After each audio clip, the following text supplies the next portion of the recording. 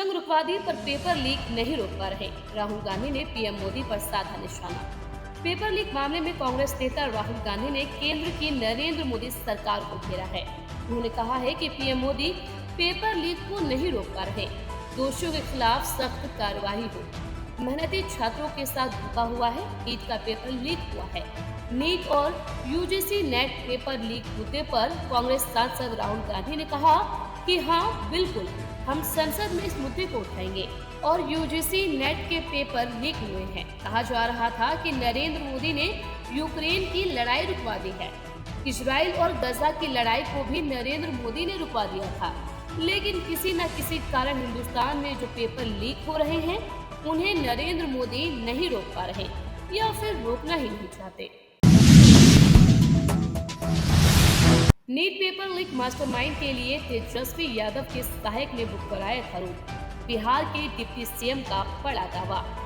NEET UG परीक्षा में धांधली के मसले पर फिलहाल सुप्रीम कोर्ट में सुनवाई चल रही है।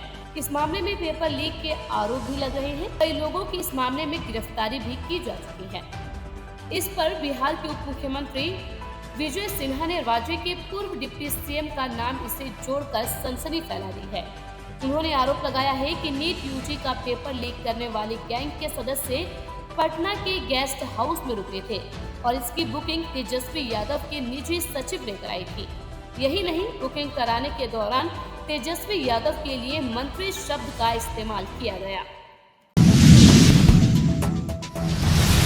नीतीश सरकार को हाईकोर्ट से बड़ा झटका। आरक्षण का दायरा 65% तक बढ़ाने का आदेश हुआ रद्द। बिहार में आरक्षण का दायरा बढ़ाए जाने के राज्य सरकार के फैसले को हाईकोर्ट से झटका लगा है। आरक्षण का दायरा 50% से बढ़ाकर 65% किए जाने के राज्य सरकार के फैसले को हाईकोर्ट ने रद्द कर दिया है। पटना हाईकोर्ट के चीफ जस्टिस की बेंच ने राज्य सरकार द्वारा शिक्षण संस्थानों व सरकारी नौकरियों में SC, ST, OBC वाले पिछड़े वर्गों को 65% आरक्षण देने को चुनौती देने वाली याचिकाओं पर सुनवाई करते हुए ये फैसला सुनाया है। कोर्ट ने राज्य सरकार के द्वारा लाए गए कानून को रद्द करने का आदेश दे दिया है। एक बार और पीएम मोदी का पैर पकड़ ले सीएम नीतीश कुमार। भाजपा पर बढ़ के तेजस्वी यादव। पटना हाईकोर्ट द्वारा बिहार सरकार के 65% आरक्षण को रद्द करने पर सियासत गरमा गई है। नेता प्रतिपक्ष तेजस्वी यादव ने इस मामले को लेकर भारतीय जनता पार्टी पर जमकर हमला बोला है। उन्होंने कहा कि हम लोग हाईकोर्ट के इस फैसले से आहत हुए हैं। हम लोगों को संदेह पहले से ही था कि भाजपा के लोग किसी भी हालत में आरक्षण को रोकने का काम करेंगे। हम लोगों ने चुनाव में भी कहा था कि भाजपा के लोग आरक्षण विरोधी लोग हैं। तेजस्वी ने आगे कहा कि हम लोग सीएम नीतीश कुमार से अनुरोध करते हैं कि कई बार आपने पीएम नरेंद्र मोदी के पैर पकड़े हैं, इस बार भी पैर पकड़कर 9वीं अनुसूची में डलवाने का काम करें। दलाई लामा से मिले भी और चीन को चैलेंज भी।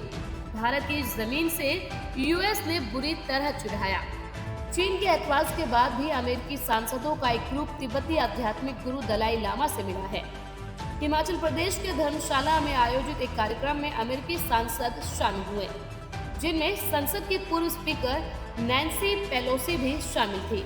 इस कार्यक्रम में सांसदों ने कहा कि दलाई लामा का उत्तराधिकारी चुनने में चीन की कोई भूमिका नहीं हो सकती। अमेरिका उसे ऐसा करने भी नहीं देगा। अमेरिकी सांसदों का ये बयान अहम है क्योंकि करमापा लामा के तौर पर दलाई लामा के उत्तराधिकारी के चयन में चीन दखल देने की कोशिश कर रहा है। अजय डोभाल के खिलाफ हमारे पास कोई प्लान नहीं। जम्मू में एक्टिव हुए भारत के जेम्स बॉन्ड तो घबराए पाकिस्तानी। जम्मू के वायसी में 9 जून को आतंकियों ने श्रद्धालुओं की बस पर हमला करते हुए 11 लोगों की जान ले ली थी। इस हमले में 40 से ज्यादा लोग घायल भी हुए थे। इस घटना के बाद भी कई आतंकी घटनाएं जम्मू में हुई है। इसे देखते हुए बीते हफ्ते केंद्रीय गृह मंत्री अमित शाह ने हाई लेवल मीटिंग की।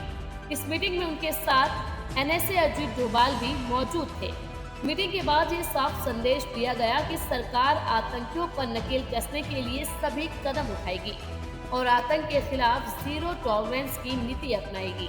कश्मीर पर अजीत डोभाल के एक्टिव होने की पाकिस्तान में भी चर्चा है। पाकिस्तान के कुछ लोग कह रहे हैं कि अजीत डोभाल के प्लान में पाकिस्तान के कब्जे वाले कश्मीर यानी पीओके पर हमला करना भी शामिल हो सकता है। इस पर पाकिस्तान के यूट्यूबर सुहेब चौधरी ने आम लोगों की प्रतिक्रिया ली है। दिल्ली में गर्मी का तांडव, 55 साल बाद फिर टूटा रिकॉर्ड, बूंदाबांदी के हैं आसार।